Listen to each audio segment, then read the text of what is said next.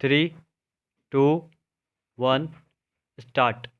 In state of MP and others, etc., etc., versus Neelam Singh and others, etc., etc., 2009, 9 SCC 999.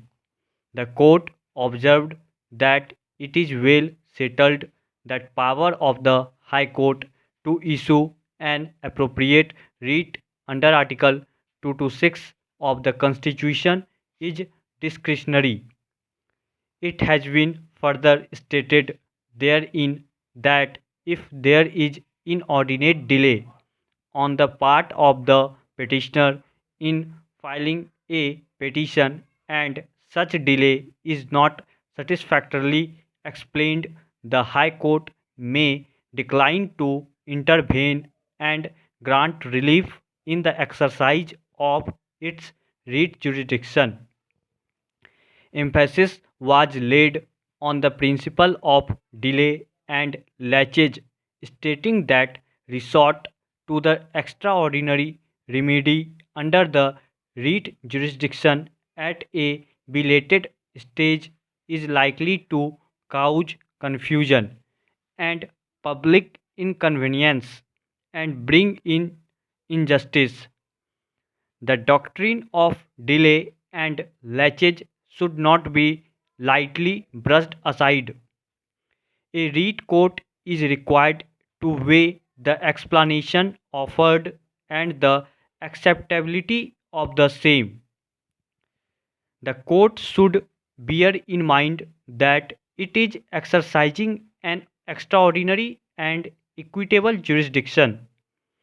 As a constitutional court, it has a duty to protect the rights of the citizens, but simultaneously it is to keep itself alive to the primary principle that when an aggrieved person without adequate reason approaches the court at his own leisure or pleasure, the court would be under legal obligation to scrutinize whether the lease at a belated stage should be entertained or not. Be it noted, delay comes in the way of equity. In certain circumstances, delay and laches may not be fatal, but in most circumstances, inordinate delay would only invite disaster for the litigant who knocks at the doors of the court. Delay reflects inactivity and inaction on the part of a litigant who has forgotten the basic norms.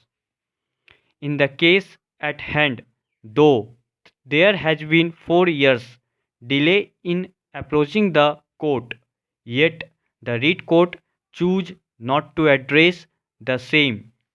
It is the duty of the court to scrutinize whether such enormous delay is to be ignored without any justification. That apart, in the present case, such belated approach gains more significance as the respondent implies being absolutely careless to his duty, has remained unauthorized absent on the pretext of some kind of ill health. We repeat at the cost of repetition that remaining innocuously oblivious to such delay does not foster the cause of justice. Such delay may have impact on others' repend rights and may unnecessarily drag others into litigation. In our considered opinion, such delay does not deserve any indulgence, and on the said ground alone, the writ court should have thrown the petition overboard at the very threshold.